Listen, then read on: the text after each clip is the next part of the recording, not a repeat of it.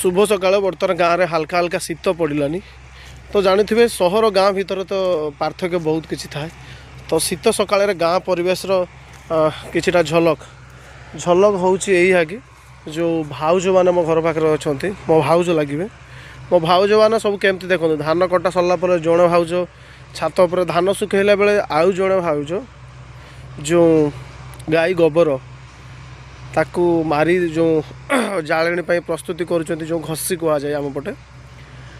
घसी जाळेणी प्रस्तुत करुँच गाई गोबर को ये करी तो तार किछिटा गोटे सर्ट वीडियो मु रखी से अपलोड करी गाँ परिवेश जेहेतु देखापी चाहूँगी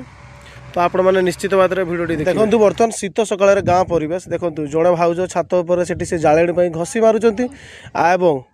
ये देखो पूरा से गोटे छात पूरा से फुल कभर कर सारे देखो एपटे आउ सेपटे जड़े भाउज धान पूरा माने ये माने धान अरे ये पुणी मुह देखिले आउ जड़े एपटे धान सुखेबार व्यस्त ये देखो बहुत कष्ट किंतु गाँ ठू मजा आउ कौन सी टाउन भी पाइबेनि आपण माने देखो देखो पूरा काम जे जार व्यस्त पूरा काम व्यस्त देखु यही देखु ये आसला छोट झियारी तो आज भिडियो निश्चित देखिए कॉमेडी वीडियो यहाँ